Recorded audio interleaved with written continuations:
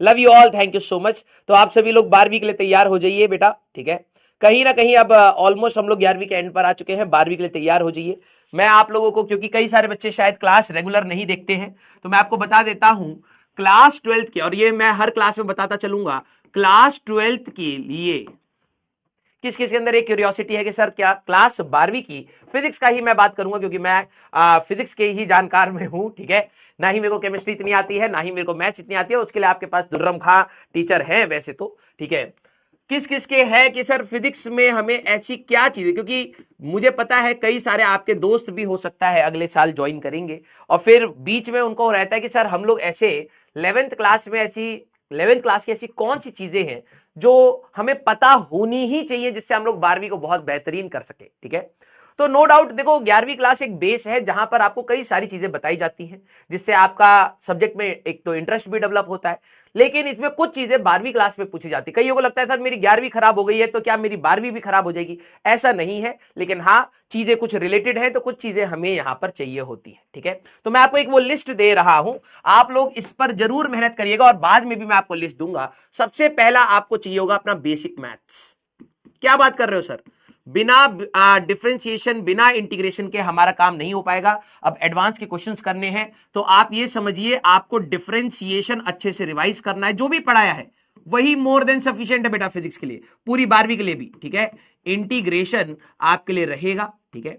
और आप अपने ग्राफ्स एंड स्लोप वाला पार्ट अपना देख ले, एपीजीपी ये सारी चीजें तो आप धीरे धीरे समय के साथ देख लेंगे। फिर उसके बाद आपको रिक्वायरमेंट पड़ेगी वेक्टर्स की, मैं यहां पे लिख देता हूं वेक्टर्स की आपको रिक्वायरमेंट पड़ेगी। वेक्टर्स कंप्लीट आपको चाहिए होगा, पहले चैप्टर से ही धुआंधार क्वेश्चंस आपके आने स्टार्ट हो जाएंगे, तो ये आपका कंप्लीट रहेगा। फिर सर काइनेमेटिक्स में हमें क्या चाहिए, सिर्फ काइनेमेटिक्स की हमारे पास basic equation v equal to u plus a t की रिक्वायरमेंट होगी। एस क्योंकि चार्जेस मूव करेंगे, तो s equal to u t plus half a t square v square minus u square equal to 2as। इसके ऊपर के कुछ basic सवाल आप सभी लोग देख लीजिएगा। प्रोजेक्टाइल के फॉर्मूले, प्रोजेक्टाइल के ग्राउंड टू ग्राउंड प्रोजेक्ट या प्रोजेक्टाइल के फॉर्मूले आप लोग देख लेंगे। प्रोजेक्टाइल का फॉर्मूला, ठीक है, आपके पास, ठीक है। टाइम ऑफ फ्लाइट, टाइम का, मैक्सिमम हाइट का, रेंज का, क्योंकि एडवांस में सवाल है अगले साल हम लोग देखेंगे, ठीक है। और इक्वेशन ऑफ ट्रेजेक्ट्री भी हमें यहां पर जरूरत पड़ेगी, ठीक है। Equation of trajectory, sir river boat problem ये सब कुछ जरूरत नहीं पड़ेगी, इक्वेशन ऑफ ट्रेजेक्ट्री ये हमारे पास जरूरत पड़ेगी, ठीक है। सर लॉज ऑफ मोशन से हमें क्या देखना है, लॉज ऑफ मोशन में आपको अपने फ्री बॉडी डायग्राम बनाने हैं, फ्री बॉडी डायग्राम आपको रिवाइज करना है। और इक्विलिब्रियम और उन सब के सवाल तो हम लोग अपने देख ही लेंगे। सर्कुलर से आपको सर्कुलर का भी फ्री बॉडी डायग्राम आपको पता होने चाहिए कि सेंट्रीपिटल और सेंट्रीफ्यूगल आपको कैसे लगाने हैं, ठीक है।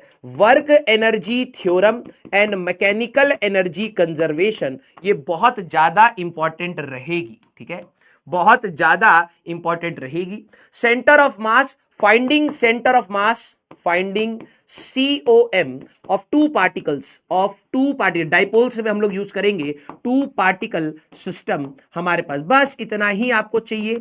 Moment of inertia of basic bodies, MOI of regular bodies ये आपको चाहिए। कोई हमें टॉपलिंग की जरूरत नहीं, कोई हमें टॉपलिंग की वैसे जरूरत पड़ेगी, लेकिन तब तक मैं आपको पढ़ा ही दूंगा दोबारा, ठीक है। 12वीं क्लास में भी हम लोग पढ़ा देंगे, कुछ एडवांस के सवाल हैं। मैग्नेटिज्म EMI में हमें जरूरत पड़ती है, ठीक है। और रेगुलर बॉडीज का मोमेंट ऑफ इनर्शिया आप लिख लेंगे, और टॉर्क कैलकुलेशन बस, एंगुलर मोमेंटम कैलकुलेशन बस, कैलकुलेशन बस हमें, angular momentum calculation. Complete gravitation, जो आपको ग्रेविटेशन पढ़ाया है कंप्लीट आपको पढ़ना है, कंप्लीट ग्रेविटेशन आप सभी लोग अपना रिवाइज करेंगे, इसके बिना आ मत जाना। सर कौन सी तीन चीजें हैं जिसके बिना आना नहीं है, ये तीन चीजों के बिना, ये चार चीजें लिख लेते हैं, ये चार चीजों के बिना तो आप आ मत जाइएगा, ठीक है, अगर आपको अपनी 12वीं सुधारनी है। इसके बाद सॉलिड्स की हमें कोई रिक्वायरमेंट ऐसे नहीं पड़ेगी, हमें फ्लूइड्स की भी कोई ऐसा रिक्वायरमेंट नहीं पड़ेगी, हमें थर्मोडायनेमिक्स की हमें थर्मोडायनेमिक्स की भी कोई ऐसा रिक्वायरमेंट नहीं पड़ेगी। SHM आपको फेजर वाला पार्ट, फेजर वाला पार्ट एंड टाइम पीरियड वाले पार्ट, ठीक है, टाइम पीरियड कैलकुलेशन वाले पार्ट आपको जरूरत पड़ेगा। इसका मैं एक एडवांस लेक्चर दूंगा आपको, तो वहां पर और प्रैक्टिस कराऊंगा। और वेव्स में भी हमारे पास इंटरफेरेंस ऑफ वेव, बस इंटरफेरेंस सेम थ्योरी है ऑफ वेव्स, वो वेव ऑप्टिक्स में हमें जरूरत पड़ेगी। क्लियर है क्या? यस और नो? ठीक है, हाँ या ना? नहीं, रिवील नहीं है, मैं कह रहा हूं कि भाई देखो, आप में से हो सकता है कई सारे बच्चे हो सकता है ऑफलाइन ले, कईयों को शायद ऑनलाइन ना जमे, ठीक है, ये भी हो सकता है। लेकिन आपके लिए बेहतर क्या रहेगा कि आप क्लास 12वीं में कहीं पर भी पढ़े, आप ऑफलाइन पढ़े, कहीं और जाकर के पढ़े, जिसको भी जहां पर भी पढ़ना है। देखो, ये तो फ्रीडम है आप लोगों की, लेकिन हम लोगों ने ये सारी चीजें पढ़ी हैं, इसके बिना आपकी 12वीं हो नहीं पाएगी। क्योंकि अब देखो, हर बार नए नए बच्चे आते रहेंगे, ठीक है। तो आप प्लीज इसका एक लिस्ट बना लीजिएगा, अपने उस पर लिख लीजिएगा। 12वीं क्लास आप कहीं से भी स्टार्ट करें, आप ऑफलाइन से स्टार्ट करें, आप ऑनलाइन से स्टार्ट करें, इस प्लेटफॉर्म से स्टार्ट करें, किसी और प्लेटफॉर्म से स्टार्ट करें, वो देखो आपका फ्रीडम है। हम लोग कभी भी बाउंड करके अपने बच्चों को नहीं पढ़ाते, है ना। तो ये वाली चीजें अगर आप लोगों ने अपने 11वीं के नोट से सारी चीजें रिवाइज कर ली, बिलीव मी, आपको अपनी फिजिक्स का अलग ही लेवल दिखाई देगा क्लास 12th में। क्लियर है क्या? यस और नो? हाँ, यस और नो? फेजर्स मैंने जो आपको पढ़ाया है, फेजर्स जो मैंने आपको पढ़ाया है, वही वाला फेजर्स कि हमारे पास a sine omega t plus five का सिग्निफिकेंस क्या है, क्योंकि ये वाला चीज आपका ऑल्टरनेटिंग करंट में जाएगा, ये एसएचएम के कुछ एडवांस के सवाल करने में आएगा, ये वेव ऑप्टिक्स में आपका जाएगा, ये टाइम पीरियड ऑफ दी हमारे पास डाइपोल वाइपोल में आपका ये आएगा, डाइपोल मोमेंट में आपका फाइंडिंग सेंटर ऑफ मास की कुछ एडवांस के सवाल हैं, वर्क एनर्जी थ्योरम आप थ्रू आउट यूज करोगे मैग्नेटिज्म में, अप टू इलेक्ट्रोमैग्नेटिज्म, ठीक है। फ्री बॉडी डायग्राम, भाई देखो फोर्सेज यहां पर भी रहेंगे, इलेक्ट्रोस्टैटिक फोर्सेज रहेंगे, मैग्नेटोस्टैटिक फोर्सेज रहेंगे, वो बनाने हैं। प्रोजेक्टाइल के कुछ एडवांस के सवाल हैं, काइनेमेटिक्स के कुछ बेसिक से सवाल हैं, वेक्टर्स आपको पूरा आना चाहिए क्योंकि हम फोर्स की डीलिंग करेंगे। एंड दिस क्लियर है क्या? यस और नो?